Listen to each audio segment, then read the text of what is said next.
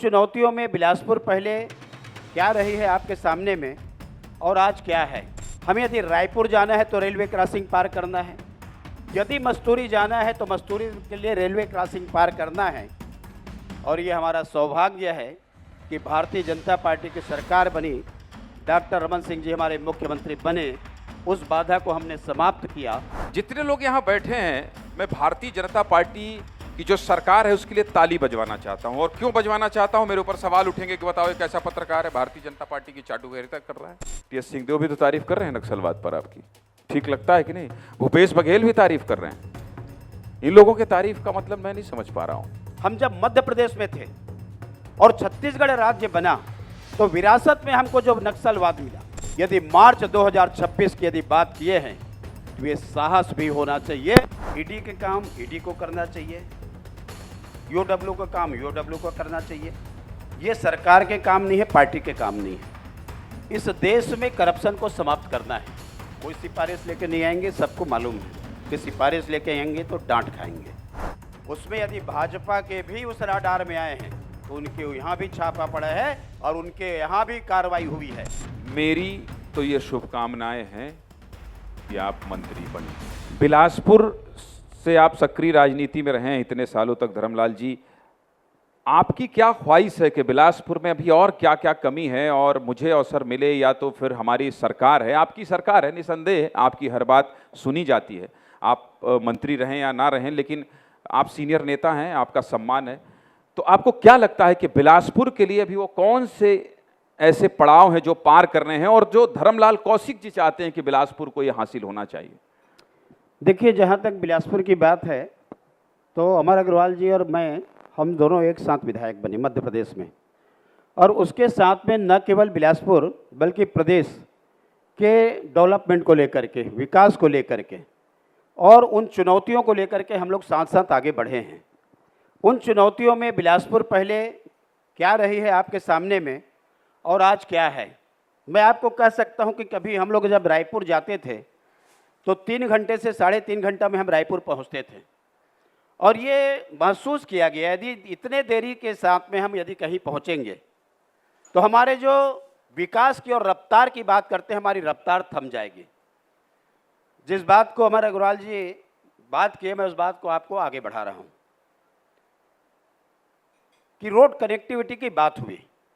मैं आपको याद दिलाना चाहता हूं, हमारे साथी बैठे हुए हैं, आज हमारे जो अवरोध थे कि हम यदि तखतपुर के साइड जाना है तो रेलवे क्रॉसिंग पार करना है, हमें यदि रायपुर जाना है तो रेलवे क्रॉसिंग पार करना है, यदि मस्तूरी जाना है तो मस्तूरी के लिए रेलवे क्रॉसिंग पार करना है। और ये हमारा सौभाग्य है कि भारतीय जनता पार्टी की सरकार बनी, डॉक्टर रमन सिंह जी हमारे मुख्यमंत्री बने, उस बाधा को हमने समाप्त किया और उसमें हमने तेजी लाने का प्रयास किया। आज वो ब्रिज आपके सामने में है, किसी को 2 मिनट रुकने की आवश्यकता नहीं है। हम बात करें सिंचाई के क्षेत्र में, अरपा भैंसाजार बृहद सिंचाई योजना, मैं जब विधानसभा अध्यक्ष था उस समय मुझे लगा कि सिंचाई के क्षेत्र में हमारी वृद्धि होनी चाहिए, और इसलिए अरपा बैराज हम लोगों ने बनाया। हमारे तत्कालीन उप प्रधानमंत्री लाल कृष्ण आडवाणी जी के कर कमलों से उसका भूमि पूजन हुआ, शिलान्यास हुआ, आज अंतिम चरण में है।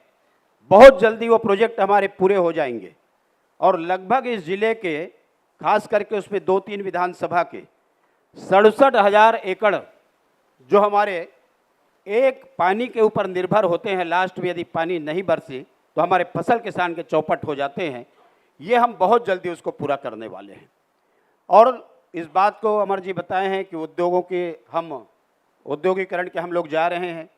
युवाओं के लिए अभी सरकार आने के बाद में हम लोग जो काम प्रारंभ किए हैं, उसके साथ में हम पानी यहाँ अरपा में लाने के लिए, एक बार मैं आपके लिए ताली बजवाना चाहता हूं।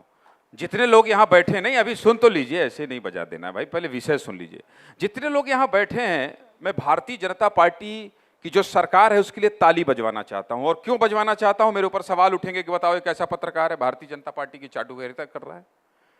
नक्सलवाद को लेकर अगर मैं बात करूंगा तो आप सब ताली बजाएंगे कि नहीं? बीजेपी ने जो हासिल किया है नक्सलवाद को जिस तरह से बीजेपी ने खत्म किया है और खत्म कर 220 से ज्यादा नक्सली 2024 में, इसके लिए मैं आपके लिए ताली बजवाना चाहता हूं, आपकी सरकार के लिए ताली। एक बार तालियों से भाई, तालियों से सम्मान किया जाए। और इसलिए किया जाए क्योंकि जिस दिन अमित शाह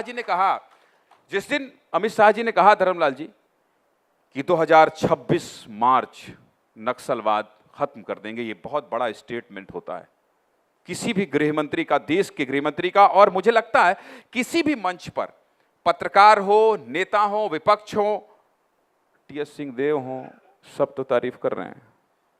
टीएस सिंहदेव भी तो तारीफ कर रहे हैं नक्सलवाद पर आपकी, ठीक लगता है कि नहीं? भूपेश बघेल भी तारीफ कर रहे हैं। इन लोगों के तारीफ का मतलब मैं नहीं समझ पा रहा हूं, ताली इसीलिए बजवाया था।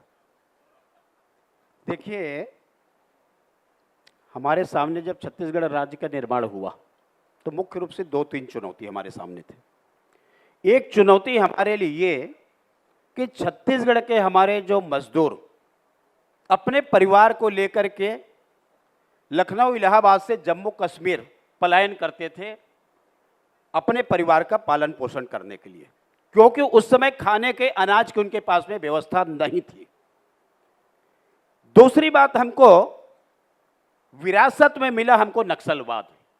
हम जब मध्य प्रदेश में थे और छत्तीसगढ़ राज्य बना तो विरासत में हमको जो नक्सलवाद मिला, आज बहुत सारे बजट का हिस्सा केवल सुरक्षा के लिए, नक्सलवाद को खत्म करने के लिए हमारी राशि चली जाती है, लेकिन उसके बाद भी वहां के लोगों की जो सुरक्षा होनी चाहिए कहीं ना कहीं असुरक्षित महसूस करते हैं। लेकिन मैं अमित शाह जी को, इस देश के गृह मंत्री को और प्रधानमंत्री नरेंद्र मोदी जी को मैं धन्यवाद ज्ञापित करना चाहता हूं कि पूरे देश से नक्सलवाद को समाप्त करने के लिए यदि मार्च 2026 की यदि बात किए हैं तो ये साहस भी होना चाहिए। मेरा आखिरी सवाल है धर्मलाल जी आपसे, आप साफ गोई से सभी सवालों का जवाब दे रहे हैं और ये बता रहे हैं कि आपकी सरकार क्या कर रही है। छापे बहुत पड़ रहे हैं प्रदेश में, बहुत डरे हुए हैं नेता, इस पर क्या कहेंगे? जहां तक छापे की बात है, आपने प्रश्न किया था अमर जी से, अमर जी ने उसका जवाब दे दिया है कि किसी भी जो संस्था है जिनका जो काम है उनको करना चाहिए। ईडी के काम ईडी को करना चाहिए, यूडब्ल्यू का काम यूडब्ल्यू को करना चाहिए। ये सरकार के काम नहीं है, पार्टी के काम नहीं है। इस देश में करप्शन को समाप्त करना है। और मैं आपको ये बताना चाहता हूं कि मोदी जी के आने के बाद में कहीं ना कहीं उस पर अंकुश लगा है, क्योंकि देश के एक प्रधानमंत्री ने इस बात को, उन्होंने कहा कि हम 1 रुपए भेजते हैं तो 15 पैसे पहुंचता है। लेकिन जिस प्रकार से मोदी जी के आने के बाद में पारदर्शिता आई, और पारदर्शिता आने के बाद में मैं कह सकता हूं कि यदि हम 100 रुपए दिल्ली से भेज रहे हैं तो उस उपभोक्ता के हाथ में 100 के 100 रुपए पहुंच रहे हैं। और यदि उसमें गड़बड़ घोटाला है तो निश्चित रूप से ईडी को कार्रवाई करनी चाहिए, क्योंकि यदि कोई अंकुश नहीं लगेगा तो इस देश के जो जड़े को खोखला करने का काम यदि किसी ने किया है तो भ्रष्टाचार ने किया है। और ये करप्शन समाप्त हो तो उसके लिए जो एजेंसी जिसको तय किया गया है, बारीकी के साथ में निगाह रखे उनके ऊपर, और निगाह रखने के बाद में निश्चित रूप से कार्रवाई उसकी होनी चाहिए। ईमानदारी से बताइएगा धर्मलाल जी, आखिरी क्वेश्चन है, आपसे बातचीत करने में इतना आनंद आ रहा है और देखिए लोग कैसे सुन रहे हैं आपके सवाल, मतलब आपके जवाब और मेरे सवाल। आखिरी प्रश्न मेरा ये, आप विधानसभा को इतने अच्छे से चलाए हैं, आपके सब साथी रहे हैं, जब छापा पड़ता है तो बोलते नहीं हैं कि कुछ जुगाड़ लगवाइए, क्या हो रहा है? सिफारिश लेके नहीं आते हैं? कोई सिफारिश लेके नहीं आएंगे, सबको मालूम है कि सिफारिश लेके आएंगे तो डांट खाएंगे। यदि पारदर्शिता की बात कर रहे हैं तो आपको भी उसमें खरा उतरना होगा, और आपको जब खरा उतरेंगे तो लोगों के ऊपर में आपका विश्वास बना रहेगा। और विश्वास को बनाने के लिए चाहे किसी भी पार्टी के हो, अब ये नहीं कह सकते कि केवल कुछ नेता गिने चुने हैं, कुछ अधिकारी गिने चुने हुए हैं। उसमें यदि भाजपा के भी उस राडार में आए हैं तो उनके यहाँ भी छापा पड़ा है और उनके यहाँ भी कार्रवाई हुई है। मध्य प्रदेश के सागर के बीजेपी के पारदर्शिता की बात करते हैं तो दल को छोड़ करके, नेतृत्व को छोड़ करके, नेता को छोड़ करके जो राडार में आए सबके ऊपर में कार्रवाई होनी चाहिए। चलिए, और इस जवाब के बाद मेरी तो ये शुभकामनाएं हैं कि आप मंत्री बने। मेरी तो शुभकामनाएं होंगी, मैं क्यों नहीं चाहूंगा भाई, मेरी तो शुभकामनाएं होंगी, क्योंकि मैं अध्यक्ष रहते हुए, नेता प्रतिपक्ष रहते हुए विधानसभा में जब हम लोग मिलते थे हमेशा आपका स्नेह मिला है। विस्तार न्यूज़ के इस कार्यक्रम में आए धर्मलाल जी और इतनी शानदार बातचीत की आपने अपना कीमती समय दिया, इसके लिए बहुत बहुत धन्यवाद, बहुत बहुत शुक्रिया। मैं विस्तार न्यूज को इस बात के लिए धन्यवाद देना चाहता हूं कि ठीक चुनाव के जिस दिन घोषणा हो रही है, अधिसूचना जारी हो रही है, और आप इतना अच्छा कार्यक्रम करके हम सब की बातों को जनता तक पहुंचाने का आपने काम किया है और बिलासपुर को उसके लिए चुना, इसके लिए मैं आपको धन्यवाद देना चाहता हूं। बहुत बहुत धन्यवाद, बहुत बहुत धन्यवाद।